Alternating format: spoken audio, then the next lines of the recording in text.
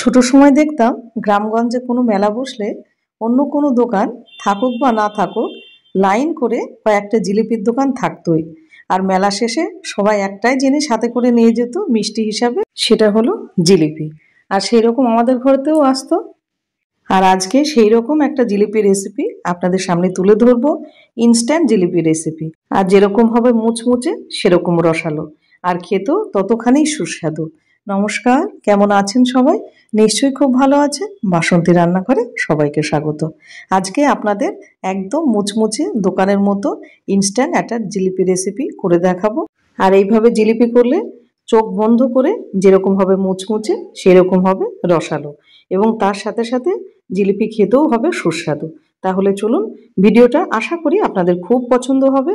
আর ভালো লাগলে অবশ্যই চ্যানেলটাকে সাবস্ক্রাইব করে আর বেল বাটনটা প্রেস করে রাখবেন, যাতে বাসন্তীর রান্নাঘরের এরকম ভালো ভালো ভিডিও সবার আগে আপনার কাছে পৌঁছায়। তাহলে চলুন, দেরি না করে চটপট দেখে নিই। প্রথমে নেব 1 বাটি ময়দা। এবার ময়দাটাকে ভালো করে চেলে নেব যাতে কোনো রকম নোংরা না থাকে। একটা বড় সাইজের এইরকম একটা কাচের বোল, এবার ময়দাটা ঢেলে দেবো। আর দিয়ে দেবো 1 চামচ বেসন। এটা অনেকেই জানেন না যে ময়দার মধ্যে 1 চামচ যদি বেসন দেন তাহলে জিলিপির স্বাদটা আরও 10 গুণ বেড়ে যাবে, এবং জিলিপিটা খাস্তা এবং মুচমুচে রাখতে এটা সাহায্য করবে। ভালো মানের জিলিপি তৈরি করার এটা একটা টিপস। এবার এটাকে মিশিয়ে নেব। এবার দিয়ে দেবো মেল্টেড বাটার। এখানে আপনি চাইলে ঘি কিংবা সাদা তেল, যেটা আপনার ঘরে আছে সেটাই দিতে পারেন। এবার অনেকের জিলিপি মুচমুচে হয় না, একদম নরম হয়ে যায়। তার প্রধান কারণ হলো ময়ামটা ভালোভাবে দেওয়া হয় না। খুব ভালোভাবে ঘি কিংবা তেল কিংবা বাটার দিয়ে এইভাবে ভালো করে মিশিয়ে নিতে হবে।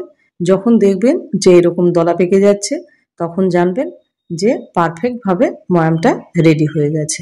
ভালো জিলিপি তৈরি করার এটা আর একটা টিপস। এটাতে জিলিপি অনেক সময় ধরে মুচমুচে থাকবে। এবার অল্প অল্প করে জল দিয়ে এটা ভালো করে মেখে নেব। একবারে বেশি জল কোনোভাবে দেবেন না, অল্প করে জল দেবেন। আমাদের একটা স্মুথ একটা ব্যাটার লাগবে, যার কারণে একবারে বেশি জল দিলে কিন্তু আপনি তাকটা আর বুঝতে পারবেন না। আর একই ডিরেকশানে ঘোরাতে থাকবেন, একটুখানি জল দেবেন অল্প করে, আর এইভাবে একই ডিরেকশানে ঘোরাতে থাকবেন। ঘোরাতে ঘোরাতে এটা মোটামুটি 8 থেকে 10 মিনিট সময় লাগবে। দিয়ে এরকম একটা স্মুথ একটা ব্যাটার, ঠিক এরকম একটা ঘনত্বের ব্যাটার আমাদের লাগবে। দেখতেই পাচ্ছেন কোনো রকম যাতে লাম্পস না থাকে, একটা স্মুথ একটা ব্যাটার আমাদের কিন্তু রেডি করে নিতে হবে। এবার ব্যাটারটা রেডি হয়ে গেল। এবার এটাকে মোটামুটি 10 মিনিটের জন্য এটা রেস্টে রেখে দেবো সেট হওয়ার জন্য। 10 মিনিট হয়ে গেছে। এবার ব্যাটারটা দেখে নিই। আমাদের কিন্তু জিলিপির একদম পারফেক্ট ব্যাটার রেডি হয়ে গেল। আর ঘনত্বটা আপনাদের দেখাচ্ছি, কত সুন্দর দেখেন হয়েছে। একদম স্মুথ ব্যাটার আমাদের রেডি হয়ে গেছে। এবার যেটা করব, ইনস্ট্যান্ট যেহেতু জিলিপি বানাবো, নিয়ে নেব একটা ইনোর প্যাকেট। আমার 1 বাটি ময়দা ছিল, যার কারণে একটা প্যাকেট লেগেছে। আপনাদের যদি বেশি ময়দা থাকে তাহলে একটু বেশি দেবেন, আর যদি কম ময়দা থাকে তাহলে কোনোভাবেই কিন্তু 1 প্যাকেট দেবেন না। এবার এটা একই ডিরেকশানে আলতোভাবে এটাকে মিশিয়ে নেব। ইনো দেওয়ার পরে কখনোই অনেকক্ষণ ধরে ফেটাবেন না। এবার নিয়ে নেব এরকম একটা বোতল। আর আপনাদের ঘরে যদি কেচাপের বোতল থাকে তাহলে কেচাপের বোতল নিয়ে নেবেন, না হলে একটা প্যাকেট দুধের প্যাকেট কেটেও আপনারা এইভাবে বানাতে পারেন। এবার যদি আপনি ডাইরেক্ট ঢালেন তাহলে পড়ে যাবে, ওই জন্য নিয়ে নিলাম একটা ফানেল। এবার ফানেলের মধ্যে এবার ব্যাটারটাকে ঢেলে হালকা হাতে ঝাঁকিয়ে ঝাঁকিয়ে এটাকে বোতলের মধ্যে ভরতে হবে। কোনোভাবেই তাড়াহুড়ো করা যাবে না,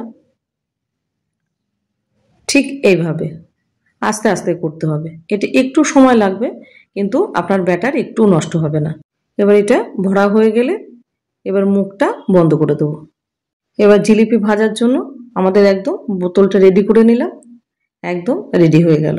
আপনি এইভাবে যদি রেডি করে দেন তাহলে একটা ছোট বাচ্চাও কিন্তু জিলিপি চোখ বন্ধ করে ভাজতে পারবে। আর এখানে নিয়ে নিয়েছি সাদা তেল। আপনারা চাইলে ঘি কিংবা ডালডা যে কোনো কিছুতেই ভাজতে পারেন। আর জিলিপিটা মিডিয়াম হিটে ভাজতে হবে, কোনোভাবে যেন তেলটা খুব গরম না হয়ে যায়, তাহলে উপরটা পুড়ে যাবে আর ভিতরটা কাঁচা থাকবে। এতে জিলিপিটা মুচমুচে হবে না, উপরটা মুচমুচে হবে কিন্তু ভিতরে নরম থেকে যাবে। ভালো জিলিপি তৈরি করতে গেলে তেলের তাপমাত্রাটাও বুঝে জিলিপিটা ছাড়তে হবে, এটা একটা টিপস। যে মুচমুচে জিলিপি করা। এবার উল্টে পাল্টে আস্তে আস্তে এবার ভেজে নেব। আর এটা ভাজবো লো টু মিডিয়াম হিটে, কোনোভাবে হাই ফ্লেম করা যাবে না। এবার এরকম একটা কাঠি নিয়ে নেব, আপনাদের ঘরে যদি না থাকে যেটা আছে সেটা দিয়েই করে নেবেন। এবার উল্টে পাল্টে আস্তে আস্তে এরকম লাল করে ভেজে নেব। আর জিলিপি ভাজার সময় কোনোভাবে তাড়াহুড়ো করবেন না। আপনি যদি ভাবেন দোকানের মতো একদম মুচমুচে রসালো জিলিপি খাবো, তাহলে কিন্তু সময় আপনাকে একটু দিতেই হবে। তা না হলে ভালো জিলিপি আপনি কোনোভাবেই বানাতে পারবেন না। এবার এক এক করে তুলে তেলটাকে এভাবে ঝরিয়ে নেব।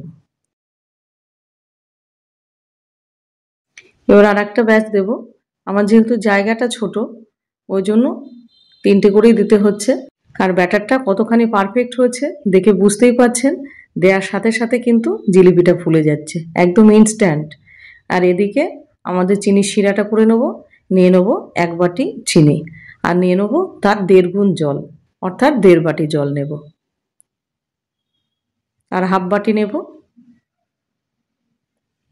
এবার দিয়ে দেবো সামান্য একটুখানি ফুড কালার, যাতে জিলিপিটা দেখতে ভালো লাগে, একটু মেলা মেলা ভাব যাতে হয় আর কি। এটা অপশনাল, আপনারা চাইলে দিতেও পারেন, নাও দিতে পারেন। এবার এটা ভালো করে মিশিয়ে নেব। এবার এটাকে ফুটতে দেবো মোটামুটি 10 মিনিটের জন্য। এবারে ফ্লেভারের জন্য দিয়ে দেবো এলাচ। এলাচটা আপনাদের পছন্দ না হলে স্কিপ করে যাবেন, তবে দিলে খেতে ভালো লাগে।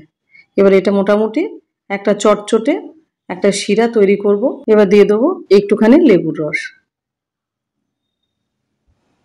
অবশ্যই দেবেন। এই ছোট্ট ছোট্ট টিপস, এগুলো অনেকেই করেন না কিংবা অনেকেই জানেন না, আর যারা জানেন তারা তো করেনি।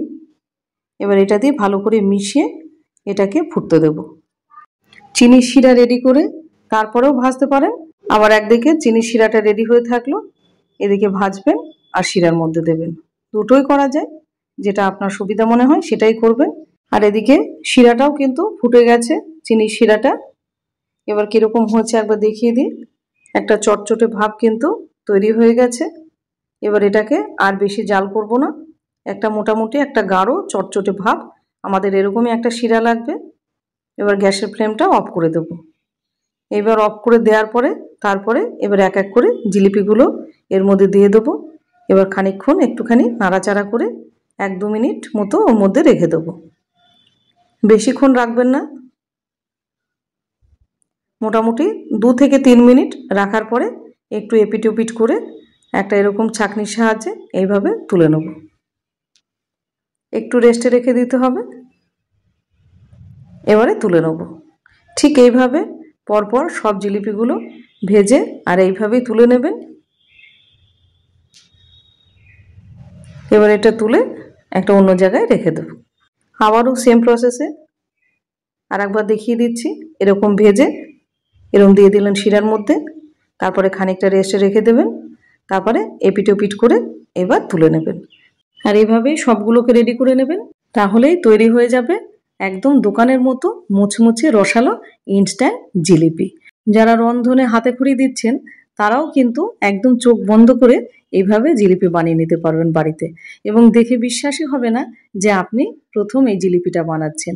তাহলে বাড়িতে অনুষ্ঠান হলে কিংবা অতিথি আসলে হাতে যদি একটুখানি সময় থাকে, তাহলে আর দোকান থেকে মিষ্টি কিনতে হবে না, বাড়িতেই এরকমভাবে তৈরি করে দেবেন জিলিপি। কিংবা নিজেরাও যদি সন্ধেবেলায় খেতে মন চায় যে একটুখানি জিলিপি খাবো, গরম গরম জিলিপি, তাহলে চটপট রান্নাঘরে গিয়ে এইভাবে তৈরি করে ফেলুন একদম ইনস্ট্যান্ট জিলিপি।